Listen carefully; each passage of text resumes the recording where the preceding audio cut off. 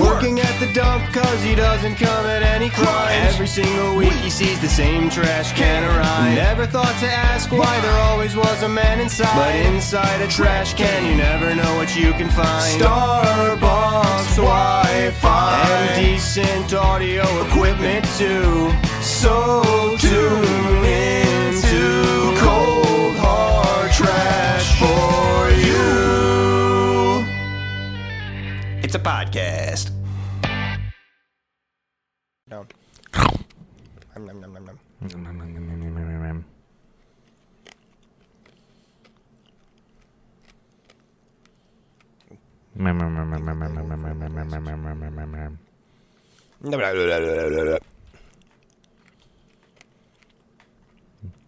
yum yum yum yum yum.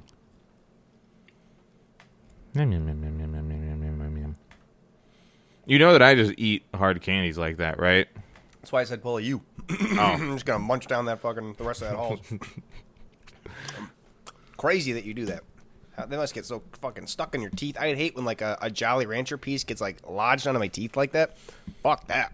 This is standard affairs for me. No, that shouldn't be. That's the worst thing. That's like the worst case scenario for eating hard candies. You shouldn't do that, man. You don't have to. I'm telling you now.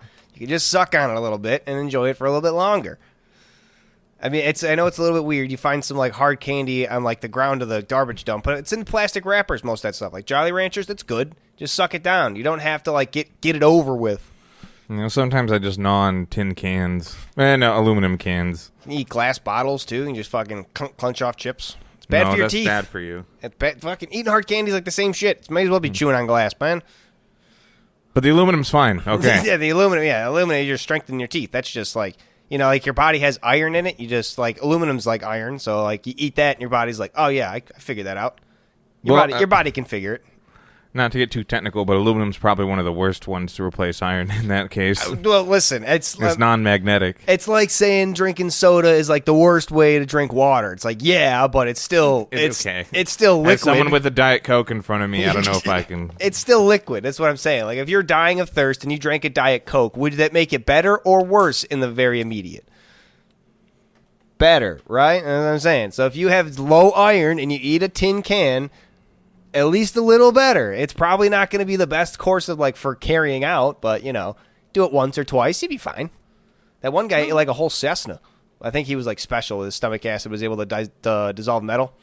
But he ate like a whole plane over the course of like 10 years. I am jealous of that guy. It's pretty funny. He just has a picture of him like with a fork and knife just like in front of the plane. Like I was totally like, I've already done this. See this what behind made him me? think of Ate it. I think it was just like he had would always do party tricks like eating forks and stuff, like parts of forks. So it was just like a guy who's like, oh, I bet I could just eat a plane. And he just did it. He just piece by piece ate a whole plane. And like I think he did a whole thing of it, like talked it in the newspapers. So it's probably just, you know, for the fame and glory. Well, Spirit Airlines closed. But that's probably that guy part why. He just kept eating too many planes. Yeah. He crashed the plane part economy. He just kept eating them faster than they could make them. He just kept sneaking into the factory. Just gonna nibble 2 a.m. That'd be pretty funny. Welcome to Cold Hard Trash CRT episode 102. I'm your host, Trashcan Jones. And I'm Breeg, your fellow host. And we have done what McDonald's tried to make impossible. For 41 years. For 41 you could not do years, this. We brought back in 2026 the McDLT. Really, Breeg brought it back. He was the one that masterminded this whole thing. So I'll let you take away what we had to do for the whole ordering process. So McDonald's does not let you order a side of lettuce. It doesn't let you order a side of anything unless it's 3 slices bacon. of bacon or apple slices. So I ordered it. I looked up the McDLT. It was a quarter pounder with lettuce, cheese, tomato, onion, pickle, ketchup, mustard, mayonnaise. And its whole deal is that, for those of you that are unaware, is that they'd keep the hot burger and the cold ingredients separate using a two compartment styrofoam box. And they stopped doing it because it was terrible for the environment. Yeah, a lot of waste. So luckily we got the cardboard boxes, so we're in the clear. Yeah, we got the big breakfast box for one of them. It was plastic. Yeah. Oh, no, shit, that was plastic. That was straight plastic. It wasn't styrofoam, though. It wasn't styrofoam. It used to be styrofoam. Not anymore. We ordered 2 quarter-pounders with nothing except for the bun. Even though there is cheese on the McDLT, for some reason the cheese was on the cold side. I don't know. It was the 80s, man. Yeah, they wanted the cheese cold. Nice hot, cold slice. But since they won't let you order just a side of tomato or something, I ordered 2 McSingles. No bun, no meat, no salt. Which I didn't even know. They put salt on it? No. Yeah, evidently. Yeah, Yeah, you have to take it off, I guess. I didn't know. Yeah, but I did leave it on the burger. No ketchup, no mustard. And then I added lettuce and tomato and cheddar cheese. They wouldn't let us do the American bastards. They knew what we were coming in for. Yeah. It was white cheddar, too. And then sides of ketchup, mustard, and mayo. Which we built it ourselves. We didn't get the damn mustard. Yeah, what ass? We should have went back for a full refund. They lied to us. And it took forever. They were confused. I swear to God, they probably made it twice in a row. We're like, all right, this guy wants a McSingle. Burger? Shit. No, it would be bun. Shit. That's probably just because if he puts the bun, he fucked up. Yeah. Yeah, no, that's probably the most confusing thing. Like, all right, this guy wants a mixed-single, and they start it haphazardly and just be like, oh, no, he doesn't. He just wants scoop lettuce. Yep. However, they did put it into the same box. What the fuck? What if we wanted 2 separate? I don't know. I think that was smart. It was smart, but they assumed something there. They assumed that both of these burgers were going to be eaten at the same time at the same place, which they were right. They just put both of our lettuce and tomatoes and pickles and onions and cheese slices in a big breakfast box, 1 cheese slice on each side. Almost as if we could just divide our toppings evenly, which I think, good move. A little innovative on their part. So That's what I was hoping for. The experience, it was different from a regular McDonald's. It was a little bit different. I will give it. The other ingredients were cold, in fact. Yeah. It made some different texture. It was like assembling it in your dining room, which we did. Pretty much, yeah. I would not recommend it to anyone. As I said it while we were eating it. It definitely wasn't like a deluxe upcharge worthable thing, but I could see why some people might want it that way because it did provide a little bit of extra texture. Like we talk about how just fast food after 0.5 seconds becomes just all heated together steamed slop. So it avoids that. And if that's really all you're doing, I don't think that's worth money, but if that's the way you prefer it, you want to do a little extra work to make your fast food burger. Spend an extra $4. It shouldn't be $4 is the thing. It should just be a thing you can able to order with your burger. Give me my burger, but put all the condiments on the side. You're gonna put them on there anyway. Just give me a plastic container with all the lettuce, tomato, and I'll put it on there afterwards. If you want to go through that work, go for it. It doesn't really give that much extra. If you're already getting it was pretty funny to order a burger, no bun, no burger. No pizza, left beef. I tell you, they must have been who in the hell? None pizza, left beef. But however, this situation would be similar to no pizza, left beef. That's what I'm saying. It's literally just no burger, left tomato. Yeah. And it's what? Why did they want? What do we even do? They were probably scrambling to figure out what to put it in. What's the biggest thing? What do we even do for this? They can't wrap it. Right. They were just I don't even know. One of the burgers came in just sideways. They were like, fuck it. It's just a single patty. It's not going to fall out. Yeah. They got it all to us, though. They get the little bit of innovation of putting all of our lettuce and everything into one breakfast container is exactly what I was looking for. A little bit of how are we going to do this? We got to do it non-standard, but still within the bounds. I like it. Yeah. Good on you, McDonald's. I wonder if they knew what we were doing. If anyone in there knew what we were doing. Who the hell knows about the McDLT? They're all pretty young, too. Yeah, you have to, people fast food, historians. Even we don't really, know about it. We just looked it up, oh, that's quirky. It's not like we were big McDLT I've heard about fans. it before. I haven't. I've heard about it aplenty. And that's why I keep bringing it up. Now we can finally put it to rest. I've probably heard about it in McDonald's trivia because there's all those videos 10 things McDonald's used to have on their menus or whatever. So something like that maybe. But I definitely wasn't the McRib is a thing people talk about. The McDLT wasn't a talked about thing people wanted back. I don't think ever. Yeah, I don't want it back because it's such a weird thing. We're gonna keep the cold separate from the hots, which I guess as we talked about, some restaurants worked. do that. It works a little bit, but it's not really. It's not worth it. It's not worth it. You can close your eyes, pretend you're not eating a fast food burger, and it works for a second, but open your eyes again. McDonald's is everywhere around you. You have 4 containers spread out before you. Your hands are all lettucey. It's just a nightmare. You wake up to the nightmare. The dream only lasts for a second. And you wake back up into the reality. Yeah, and then it put you out of commission for a half an hour. Yeah, it was. I mean, eating McDonald's food always kind of does that because I just have sensitive tummy in general. I knew it was going to happen, but yeah, I don't think was worth any amount of upcharge. Though I can see why some people would want it served that way because restaurants do serve it that way. Some restaurants do give you like lettuce, tomato, and dress it however you want on the side. Mm-hmm. So I can. In the original, it was like the bottom bun burger, top bun, everything else, and I've definitely seen that at a restaurant. Mm-hmm. Yeah, you put it on. I've definitely seen you build the burgers like upside down. You put top bun, then patty, and then everything kind of on top. Mm-hmm. Just because the burger's gonna really be oily or greasy, so the top bun soaks it up a little bit better than the thin bottom bun. I can see that. I think that was a binging with Babish thing that he talked about. So I'm willing to accept it as fact. Yeah, binging with Babish, who responded to your comment, your email or Yeah, whatever. back when he was first, like before he got big at all, he was like just past 1 million subs, so he was kind of big, but like, yeah, it was pretty cool. Was you like commented on his website or something? I sent him an email, yeah, and it was just like, because he had a thing of like, you can email me questions or whatever. And we were just like, hey, cool, love the things, and I think we might have asked for a recipe or something. I don't remember, but he was just sent back a cool, thanks. Mm-hmm. Pretty neat. And now I think he's like this big time chef man doing a whole bunch of cool chef stuff. I don't know, I haven't really kept up with him a whole lot. I know he sees celebrities every now and again, so yeah, probably doing big I haven't stuff. really kept up with him, but he owns multiple cooking channels now, I think. Yeah. So Good on him. He's probably hopefully kicking back and not having to do too much work these days. Yeah. Hopefully he just cooks for fun, you know? He's able to get to that. He's not like having to push himself too much. We can only hope. Yeah. I mean, I'm also like, I've seen other like business owners in my neighborhood and stuff like that, and I like notice that I see them less at their shop.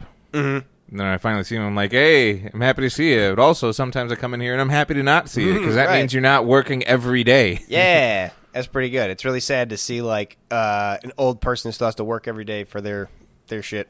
Mm-hmm.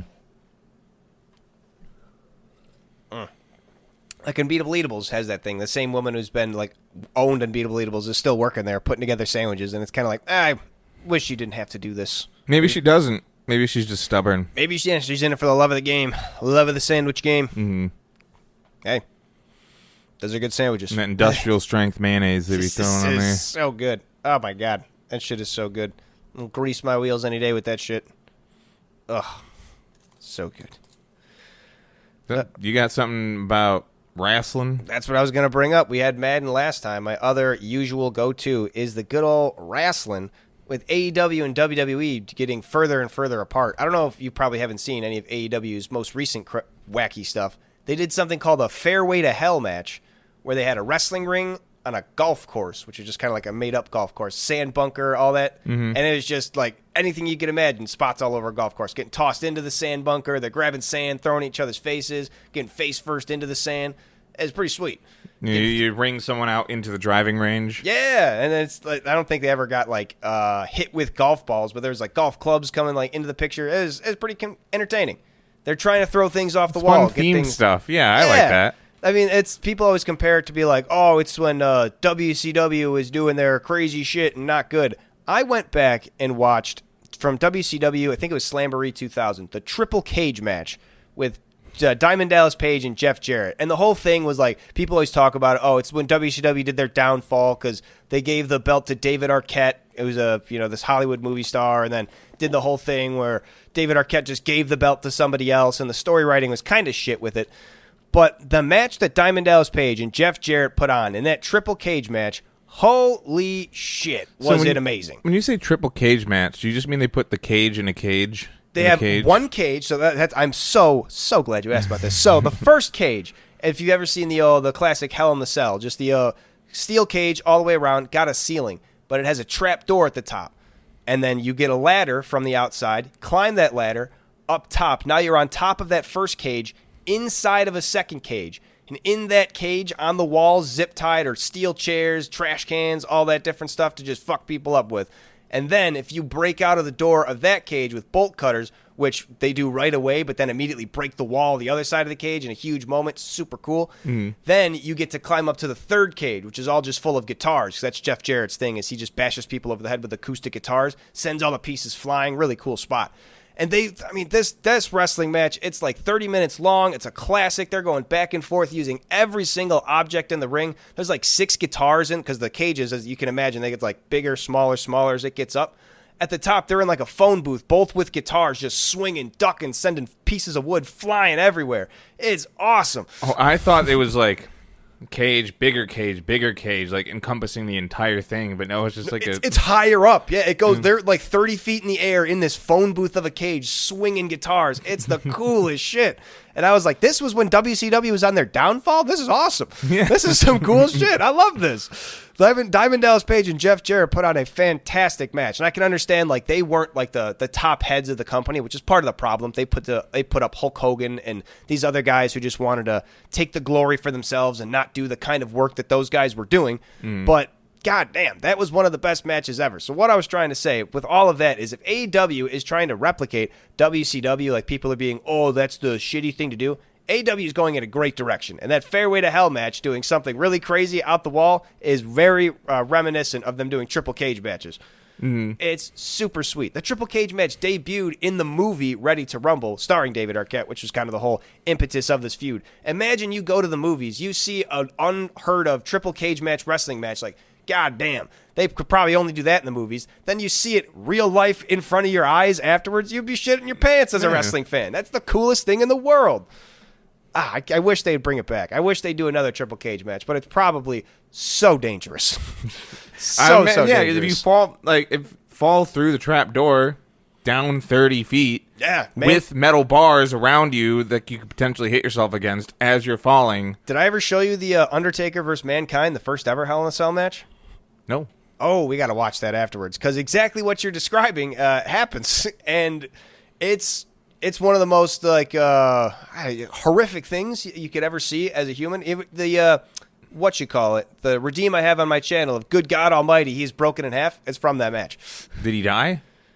People thought so. Okay, he didn't. Okay. That's the thing. We're gonna do a fun thing where I'm gonna tell you. We're gonna stop it multiple times, and I'm gonna ask you, at what point do you think people thought he was dead? We're gonna stop it multiple times, and we're gonna see at what point you think this is about to come to its end. Good Lord! All right, I'm into it.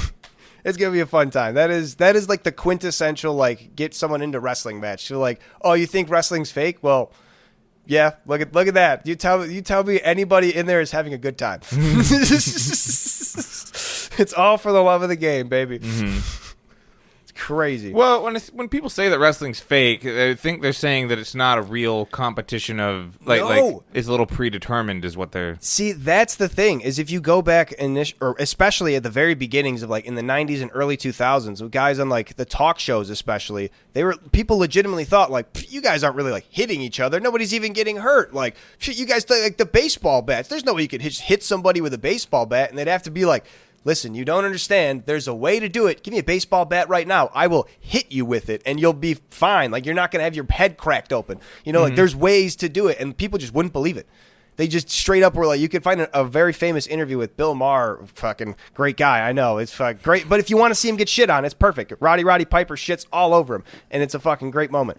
But he's literally, like, just trying to be like, he can't wrap his head around the fact that these guys are actually, like, doing some of the stuff that they do. But he's like Sting especially, he's one of the guys on the interview panel. He literally says, like, get me a baseball bat right now. I can show you. Like, I have a way to do it. I'm very trained to know how to do it.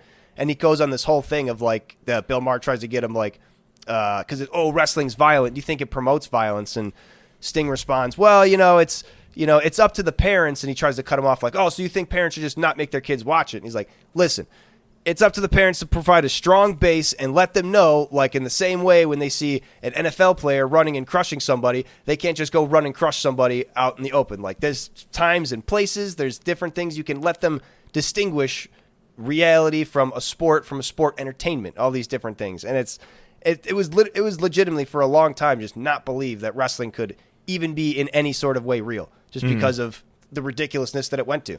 Oh, wow. I didn't know that they actually... They had so much trouble legitimizing themselves.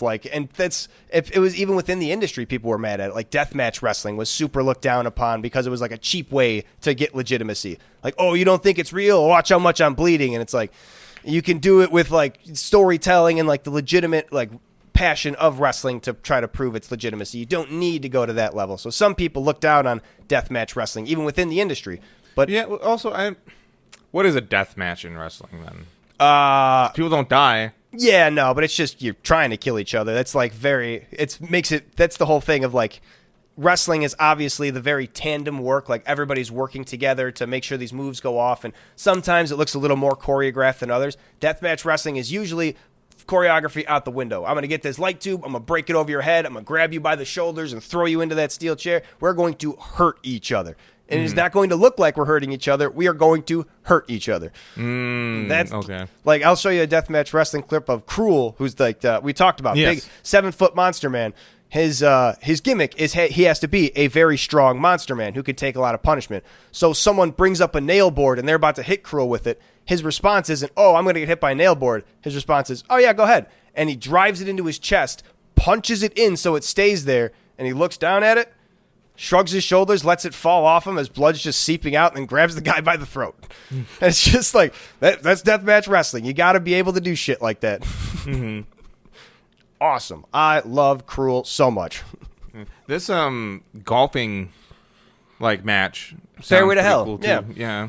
Yeah, it was Darby Allin was the main guy in that. He's AEW's big Daredevil guy, who's now their champion. So now he's like their big guy, period. I mean, this is like the start of like could be like a good type of themed match thing. You know, you do one in a kitchen, no knives. Maybe knives. People like a little bit of knives. Okay. AEW's done. There was a really cool match they did. They did it under the restrictions because we've talked about before how restrictions can kind of breed creativity. Because of COVID, they couldn't have like boxed in shows. They did something called the Stadium Stampede, where they just had a wrestling match with no ring in the middle of a football field. It was mostly shit. They had some cool spots where some guy threw somebody off like the stands like into the pit. Some guy came in on a horse at one point. Like it was like you can do a lot of crazy shit when you have that much space. But overall, it was just kind of a mess. But something like that, like that's a cool thing to build upon. And Fairway to Hell is like another like little iteration of that. Give them that big open space. Anything can happen there. Love it. Have the ring in a soccer goal and have them just constantly be getting soccer balls kicked at them. There's one I want to find footage of because I've only found screenshots of somebody who was able to, just like go over the match. It was the Exploding Island Death Match that happened in Japan, where it was in the middle of an Olympic-sized swimming pool. They had the ring with just water all around it. And supposedly it was shark-infested waters with TNT all around the ring. And the people when they came in had to get like on boats, like a boatsman brought them to the ring from the stage. It's the wildest shit to see, and I want to see the whole video of it. I've only seen screenshots and heard it like get broken down. I feel like it's kind of mean to put a shark in the pool. That's the only reason I don't believe that. I don't think they actually did it. It's probably just like little like mechanical things that every once in a while could flip up and you'd be like, oh, the sharks are still there. Yeah. Like, yeah. They got to put on a show. And they put chlorine in that pool. This is probably. That's my only. Well, it was an Olympic-sized swimming pool. I don't think it was like an Olympic regulation. They could have filled it up with fresh water. Okay. Yeah. Potentially. They also said it was dynamite around the ring. It was probably just like very controlled explosives like to go off in a very certain manner. I believe the match ended in a draw, too, with the dynamite just going off with both men in the ring. I mean, you can get pretty precise with dynamite, but that's mainly in, like, digging out rock and stuff. Blasting and stuff, yeah. Yeah, because Mount Rushmore sculpted with dynamite. Really? Damn. Very precise dynamite? Like little bitty dynamites? I don't know all the details, but dynamite was, like, used quite a bit in... Damn. In the creation of Mount Rushmore. You know about dynamite fishing?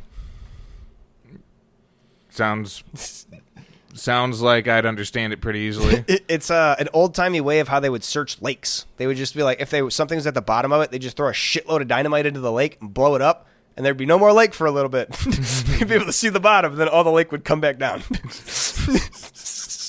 And that was legitimately how they'd look at the bottom of a lake for stuff. So like, oh, did something sink? They'd be like, nope. Good stuff. Can't be that big of a lake, can it? No, it only worked on like certain surfaces, and I assume like it only like once you scale it, it gets kind of untenable. But it was a practice that people did for like smaller lakes to search for things like bodies and like sunken cars. I think a few times. I feel like, there's no body there now after the explosion. Well, like, the point. I think the whole thing was like they thought the explosion wouldn't like blow up the ground because like the water catches it all, but yeah, it probably would like detonate part of wherever it was. Yeah. I don't know. It's you saw the video of the whale. So people weren't the smartest. They just thought dynamite was the answer to everything. Right. You fix it. It's good. That was the 70s too. Like the whale was like the 70s or 60s. So it's like even back then, that wasn't that long ago. People were dumb. It predates the McDLT. That's when they smartened up. That's when they knew. That's when America was on the right track. Yeah. Got the McDLT. That's when they got everything straight. They stopped using dynamite to try and clear whales, destroying BMWs. It's miraculously. That's the craziest part of that is no one was hurt. You see like the damage to all the cars that are just destroyed and totaled. You're like, oh my God, how did no one die from like a whale bone just like impaling them or hitting a chunk landing on their head? Ugh. Great video. If you've never seen the video of people trying to dynamite a whale just to get rid of it, it's the best thing in the world. The whale goes nowhere. It's such a big, like, anticlimactic thing. It's a big explosion. The cloud clears, and there's still like 80% of the whale. Yeah. They didn't do shit. Love it. And I think that the whole point of it, too, is they wanted to do that so that the whale didn't explode bigger, right? Because if you just leave a whale there, then the nitrates build up and it does explode, and that's like an actual problem. So they just made an actual problem out of it. I think they just made like I guess a smaller problem. I don't know. Like I think that's the whole thing, right? That why you have to get rid of beach whales kind of quickly. Hold on, am I talking out of my ass with that? Hole in it. I think that's why it make it explode. Do beach whales explode? Do occasionally explode. It happens because the bacteria inside a deceased whale break down its internal organs and create expanding gases, primarily methane. Yeah, okay. So while they do explode, I guess it's not actually as big as it would be a TNT explosion. So maybe they were fearful of it and just kind of were wanting to get ahead of it. Or maybe they were just like, hey, I got this dynamite and I can make that whale go away. I got the spare dynamite right here. Speaking of methane, have you ever seen those videos of like they poke a hole in a cow and then they light it. And there's fire shooting out of it because of all the methane? It's crazy. Or that video that's going around now of like people having to burp their horse because like the horse falls over because it sucked in too much air. And you just got to get on there and just like brut. Horses are dumb. They're real dumb. That sounds like a fun video. It's just like laying down like all its legs up and it's just like because it's all like inflated in the stomach. So I guess horses can literally like they'll just bite onto something and if it's not like food they'll just suck in air like way too much, swallow too much. I've also heard, I don't know if it's true, that if you just put a blanket over a horse's head, it assumes it's dead.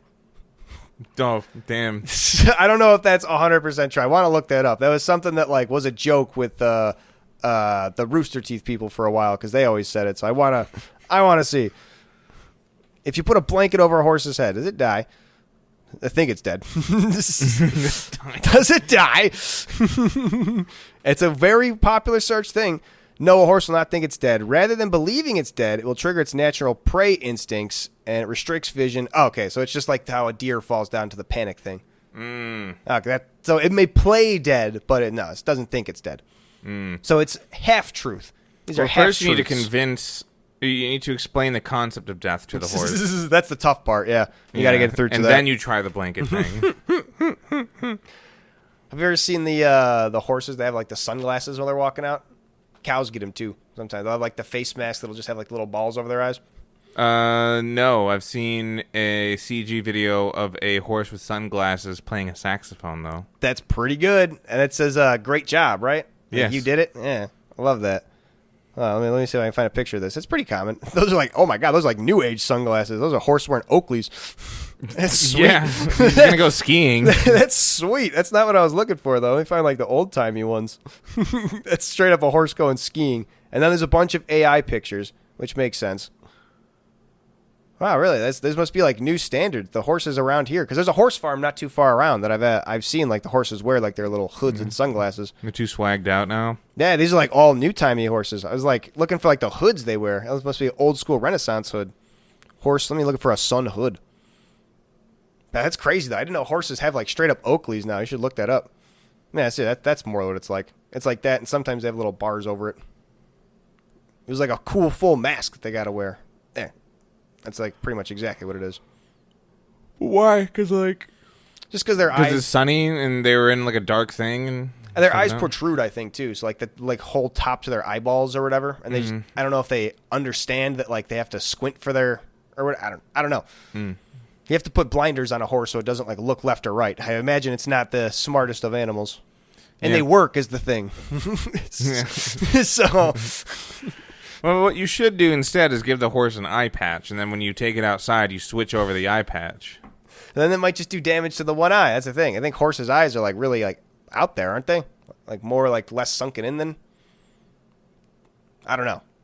Now I might be making up I just think I don't know facts. how eye patches work. Nah, that's kind of right. Horses don't have like the same kind of sunken in eye that we do. Make So it it like might an be eye part of patch, like cup.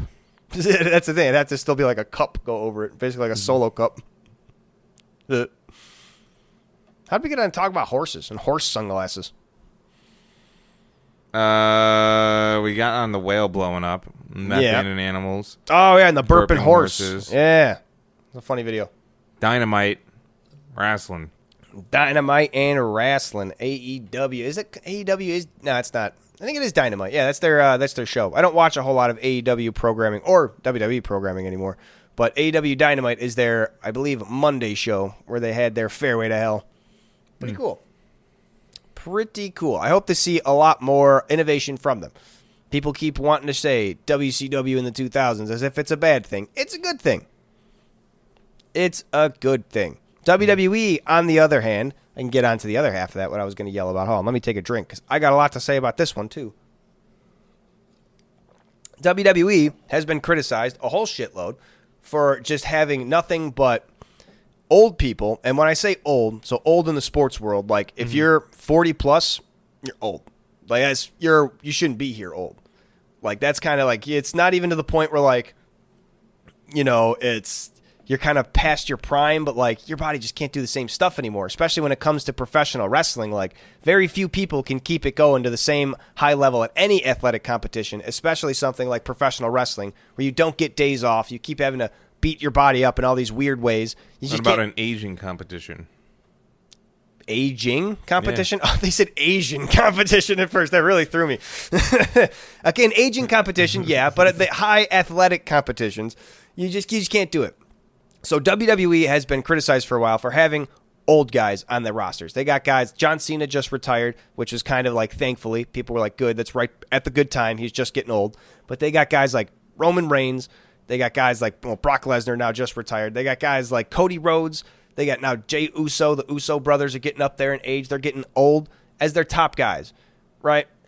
That can't last. You can't. That's not a future to build on. That's something that are like on the way out. Should be, but they're constantly being booked as the right now. Mm-hmm. And then what's they got going on as the come up is constantly shifting around and going out. So they don't even have somebody on a consistent building up a come up on a career. Mm-hmm. And those that they do, the very few, like Braun Breaker on the men's division, and they still have like other guys like Seth Rollins, who's getting up there in age, but not quite old yet. These guys are middle-aged. Those guys that are like on the come-up. And it's like, if you're middle-aged on the come-up, you also should be kind of on the way out within the next 5 years. You should be at the top right now if you're going to be at your peak. Like, this is your peak. And it's just not looking good. And in the wake of all this, they cut some of the guys who are at the lower end of the middle-age spectrum. They had a whole wave of cuts of just way more people than people would expect. Like the whole New Day, Kofi Kingston, Xavier Woods, Aleister Black, people that were doing good were at the mid to early 30s, like I think 33, 35. I think Xavier Woods was. He's the oldest of the bunch. Might have been. I forget if Xavier or Kofi was older. Either way, 35 is like the oldest of that. Like they're cutting out, and it's like you're cutting out the bottom of what you have, and who are you making room for? You got bring Nia Jax back, who's like The Rock's niece, who's also like 35, and you're also re-signing Paige, which people like, but like also she's like in her late 30s. Like, what is going on? What are you doing? What kind of talent are you trying to build here? What kind of long-term storytelling are you even going to be able to do with this? They need a young, scrappy fellow with differently colored lenses and his sunglasses. I'm available. I have no wrestling training, and I will probably hurt everybody that I work with. You can hit him with a guitar. I can do that. I can take a guitar hit to the face, too. I can do that. Just turn it right to the dome. It's just so dumb, though, because, like, Nia Jax, who is specifically I've hated for a long while, finally makes her a return from doing God knows what the hell. And the first thing she does is leg drop somebody so bad, puts her full giant... As I say, she's a big woman, not to like discredit her for her weight. She's not like a round-bellied woman. She's wears her weight very well. She's a large, wide, strong, imposing woman. It's understandable why she's brought into wrestling. Like, she walks into the ring, it's like, oh, that's somebody who could probably fuck somebody up. Like, still, you need to be able to work safe. She drops her whole ass giant leg on somebody's head, splits their fucking head open. You can't do that, especially on your first day back. That is the worst kind of look. This is somebody who we're going to try and build upon. Someone's going to get a call from HR. Probably not, because she's The Rock's niece. That's fucking terrible. That's the worst part of it all. WWE's going in a bad direction, and I don't like it, but AEW is going in a good direction. Most people don't like the direction WWE is going. I shouldn't just say me. A lot of people are very vocal about WWE going in shitification land. Yeah, so where I'm sure you've explained this to me before, but where does AEW come from? So there was WCW and WWE, and then WWE bought WCW, and then AEW shows up when? So that's actually also a very interesting story. So WWE was doing the same amount of fucking around, and AEW was their find out. So WWE, one of their top guys, Cody Rhodes, leaves the company. He goes to somewhere else. This guy named Nick Khan, who's actually the son of Ashad Khan, who owns the Jacksonville Jaguars. Fun little connection to my life anyway. He goes to Nick Khan and is like, you know what? You're going to start this wrestling company, because he's a big fan of wrestling. He was going to, in the works of starting it up. I'll be your top guy, and I'll help you get all this. I'll stalwart everybody, like, who wants to come over here. We're going to do this. We're going to, old school WCW, we're going to take on WWE. We're going to make this a real force of nature, because it's an AEW's coming in with big money behind it. It's not just a little tiny indie company. It came in primetime spot on TV with, able to fill stadiums. It was able to book stadiums. It had that kind of money. Notable names already. And Cody Rhodes came over, Exactly. and he was the big guys. And notable names followed right after.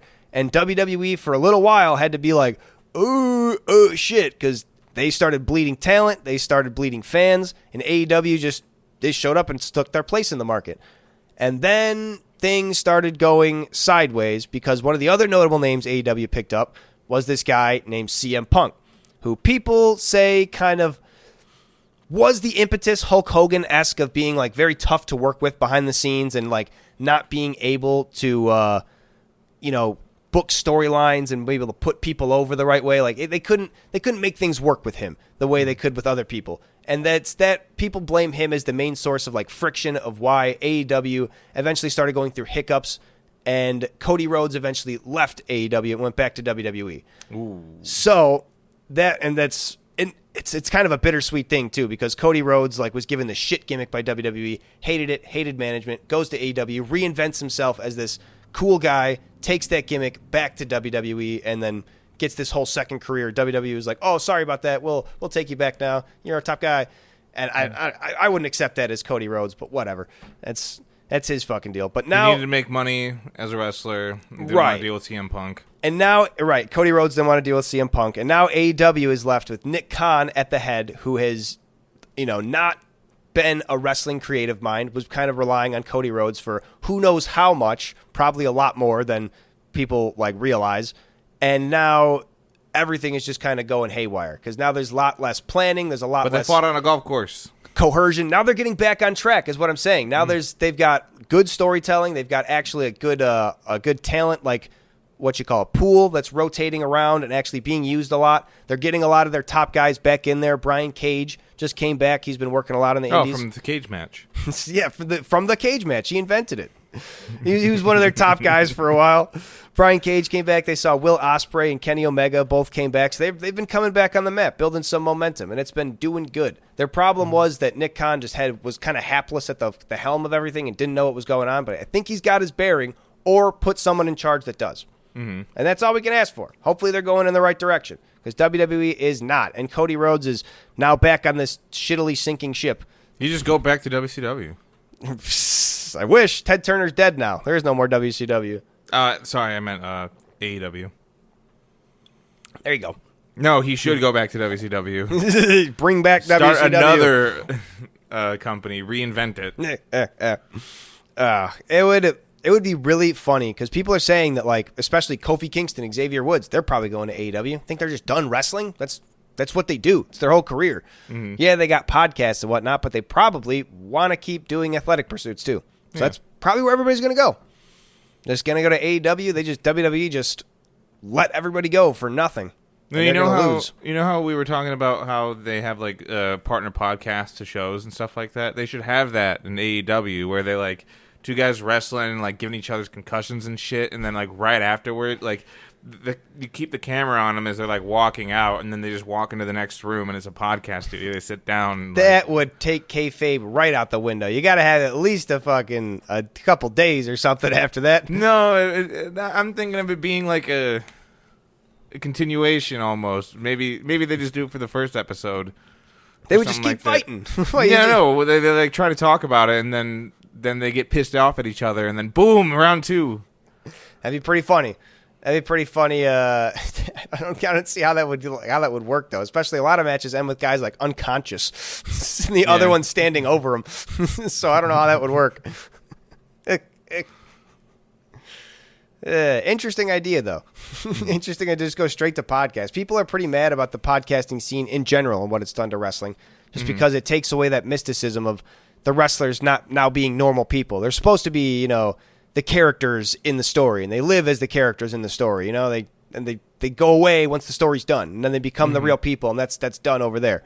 But now that the walls are kind of blending, and that's the real people are becoming the characters, and the characters are becoming the real people, I don't know. Some people don't like it. I don't mind it. Maybe they're just saying character on the podcast. Yeah, but some people's characters are pretty extreme and go a lot. Like some are fun, like the newest guy. I don't know if you've seen any clips of this Danhausen fella. He wears a skull mask and he's real big with the kids. He does like, I'll curse you, yeah, type shit. You might like him just because he does like weird shit like that. He broke into some WWE star's house who was just like playing on his virtual golf tour. And then he was like, "Oh, you get out of my house!" And they like did a Scooby-Doo chase away from him. And then he was about to throw a bowl of cocoa powder on him, but accidentally hit his wife. It's pretty funny. It's like some old Scooby-Doo shit. I can appreciate what they're doing, but I can realize also like, this is for the kids in the town. Yeah, it's that kind of character I can understand keeping in a podcast. But if you have someone who's like, the Undertaker, who just stares with his eyes rolled back and says he's going to kill you, he's probably not the best guy to like interview. He's not going to have too many things to say in character. But so long as everyone's in on the joke, it can be like a short interview as part of a larger episode. It'll be like, you ever see when Arsenio Hall interviewed Jason Voorhees? No, but that's kind of what I'm talking about here. It's just be exactly like that. So in this movie, you kill 16 people. They say that's your lowest body count. All right, and so that mask, and then he just stands up and like looks at him. He's like, "Okay, we're gonna end the interview here." That's what I'm looking for. That's great. We should watch that too. I think it's for like Jason Takes Manhattan. Arsenio Hall interviewing him. It's fucking great. I'm pretty sure Jason Takes Manhattan was when Kane Hodder took it over too. So I'm pretty sure that's like he's the de facto Jason. He's the cool, famous Jason. Mm-hmm. Love that. They interviewed him. Yeah, I got to see him in person once, right as he was leaving though, so I didn't get to say hi to him. I didn't want to bother him at all. You got a picture with Tom Kenny. Yeah, it's pretty sweet. Mm. Also, when he was like walking away, my friend got a lot more of Tom Kenny than I did, which I was a little bit jealous of. But yeah, what are you gonna do? They rolled out the yellow carpet for her, but how can I? He's got to walk it. Yeah, I can't take that away from him. Plus, he went like the extra mile for my friend, so I really I didn't want to push it. My friend was like, "Oh, I love you so much," and Tom Kenny was like, "Hold on, my wife's right over there. She voices Karen. I'm gonna go get her to sign it." And I'm like, He like walked away from him, then came back. I'm like, I'm not gonna make him do like even an extra thing. How you doing? See you later. Yeah. This is like, I did a little like selfie right there, and I was like, hey, and that was it. Meet any other celebrities? The guy who's dating Ariana Grande now, I got to talk to him and shake his hand. He was actually really personable. They broke up. Oh, did they? Damn. Ethan Slater? Yeah, that big penis guy. Darn it. All right. Well, he was really personable though. I have a. Oh, Pete Davidson? Oh no, it was Ethan Slater. Well, Pete Davidson was, I thought, known for having a big penis. I thought Ethan Slater was too, because he was just like. Was he? I don't fucking know. There's just rumors, but he was SpongeBob. Yeah. Anyway, the point was that he was like actually super nice. He took the time. Everybody that was backstage, he like shook their hands, asked their name and everything. I was like, you don't have to do this. Cool. Mm-hmm. He was a really nice guy. Whereas the guy who played Squidward didn't even come backstage. Fuck that guy. I forget what his name was. He was still in character.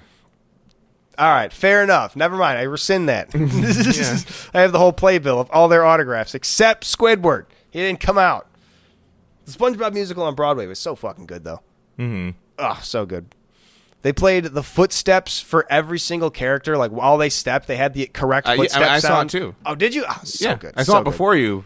I didn't even realize. Yeah, but have we ever talked about it? I mean, we have talked about it. I guess you just didn't know that I also saw it, but I was coming into the conversation. I had no idea knowing that we'd both seen it. Yeah, the second act starts with the pirates all coming out and like running up and down the aisles. My favorite was they're like on top of the volcano and they look down at Bikini Bottom and the conductor just does like the little slaps the action figures together. They're all rioting down there. Mm-hmm. So good. The Plankton's costume was fantastic. Little finger puppet, love it. Everything they did was just like so chock full of detail. It's so good. Mm-hmm. I said the interactive like mousetrap ass set, like the beach balls going down. I got to set up in like the upper balcony, so it was literally like right next to me when it went off. It was so cool. The one funny, I don't know, the one thing that makes it feel like a product of its time to me the most is that stretchy couch thing that they used in the first number. Mm-hmm, mm-hmm. That was like new technology. It was like shit you'd like see on Facebook. Right, and it was very cartoonish. They were able to just be like with it and do a very cartoon move. Yeah, works. But I don't think anyone that's like the one use case I've ever seen for it. I mean, it's it's good. What you call it? If you live in like a studio apartment, probably easy storage, bust it out, whoop, big couch. It's also supposedly like very heavy. I imagine so. It's got to be like able to structurally support like sitting on it. So it's probably got to be quite sturdy. I would hope it was, honestly. Mm-hmm. Or else I'd be falling right through it. If it was just paper. I mean, it is. But... yeah, but like thick-ass paper. It's like those desks that are like the cardboard lattices. Mm-hmm. They don't even feel like cardboard. They feel like wood because they're so thick and hard. I wonder if cardboard is wood, but... well, yeah, but it's not like the same. It's like it's not the same. It's not like you shave cardboard off a tree. You need to do a whole shit to cardboard. Yeah. That'd be wild. What if cardboard just grew on trees? I mean, rubber does, kind of. Yeah, there's rubber trees. It's not like you still have to treat it, though, to get like the actual rubber that we know, right? I mean, it's tree sap. Yeah, but like, especially rubber that we know. Like, when I think of rubber, I think of specifically tires, but like car tires are a very specific type of rubber, right? Well, I mean, I've told you about that one time that when I was growing up, we had like the woods in the back, and there was an old foundation of a house also in those woods. Yeah. There was a tree. Grew through a tire. You told me that. Yeah. So I thought that was how we got rubber. I thought it was a rubber tree. Oh, that's what you're referring. I was like, isn't there actually like trees? There are. Yeah, okay. And I knew about them. And I thought that's how it happened. It's not. It is not. It's like bird seed. You're planting bird seed, and eventually birds come. And the next day, true. Yeah, the birds grew. You look away. It grows birds right before your eyes. Mm-hmm. That's funny. Yeah, I think it needs some type of treatment, but it's like not like terribly far off. Like I'm pretty sure car tires specifically were like, weren't they like? like made by accident. Tires, like that'd probably take a lot more. But like just to get like plain old rubber, like I think if it just you like tap it out of the tree and you forget a bucket or whatever, or you put it in a bucket and you just let it dry out, it's like rubber. Huh? Does rubber just come out the tree like that? That's crazy. If you let it dry, I'm pretty sure you get something like decently Does Like rubber? it's pretty much just rubber. I'm just gonna Google. Does rubber come out the tree like that? Yeah, it oozes right out the tree. Sticky, milky, white liquid called latex. That's where latex comes from. Evidently. Whoa. It's a fucking AI. Double check that. Yeah, right. I should. I feel like I've seen do that, though. believe it. Yeah, I was right? gonna say. But, I feel like I've seen this exact thing where like they score the tree and then they can get the milky white substance out and like the little thing. Yeah, I do believe it, but that's the type of thing that's like Neat. that could definitely have just been a lie. Yeah. Well, I'm believing it, even if it was. That's pretty cool. And then gum, classic gum, also tree sap. Chickle. Interesting. It's like the chickle tree. Yeah. This is where you get chiclets. Right. Dennis the Menace. He put those in Mr. Wilson's dentures. Have You ever seen the Dennis the Menace movie? No, but I Oh, feel like, man, like put it what's on so the bad movie about list. that?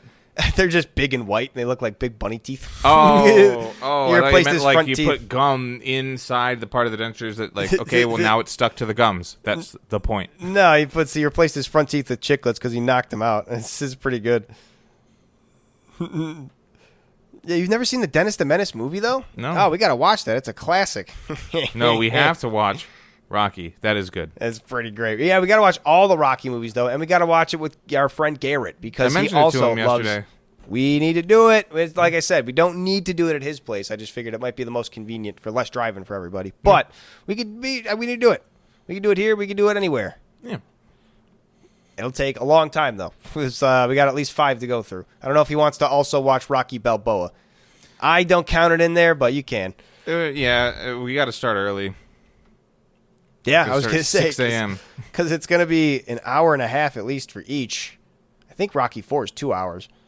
So what's an hour and a half times 4? 90 minutes. Is it? Are you Well, good at- 4 times 1.5 is 6.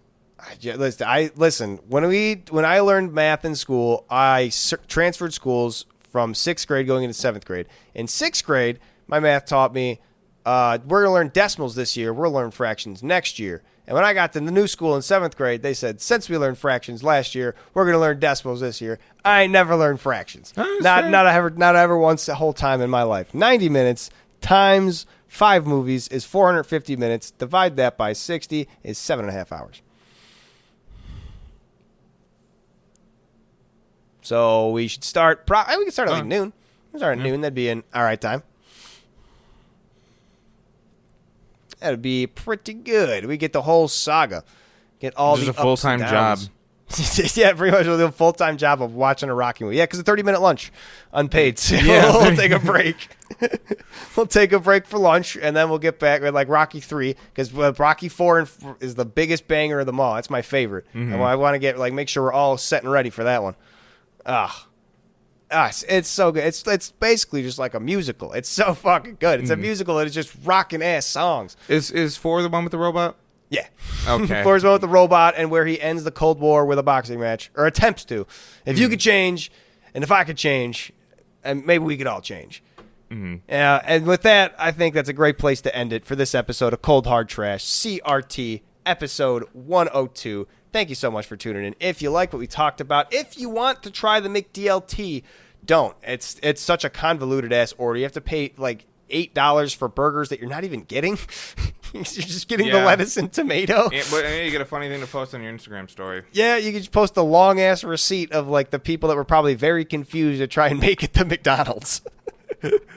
But if you're also incensed with WWE's decision making and you're interested in AEW's decision making, then leave a comment about it. I want to know what you think the AEW should be doing next. Should they bring the triple cage match back? Yes, they should. We should watch some of that. Match. Ooh, Tony Khan? Or, no, Nick Khan? Is it Tony Khan or Nick Khan? Tony Khan. I might have said Nick Khan earlier. That was a mistake. Tony Khan, get it up. You need like Jack Cage back. This is Brian Cage. He's the guy. Brian Cage. He's the That's what machine. makes it the 4th cage. It's just triple cage match with him. The quadruple, he's just on top of the 3 cages. Yeah. He's the 4th cage on top. You got to beat him. Beautiful. That's awesome. Take notes. We'll Take catch you notes, later. Tony. That'd be so good. Triple cage match. It's just Brian Cage on top. I'm the 4th cage.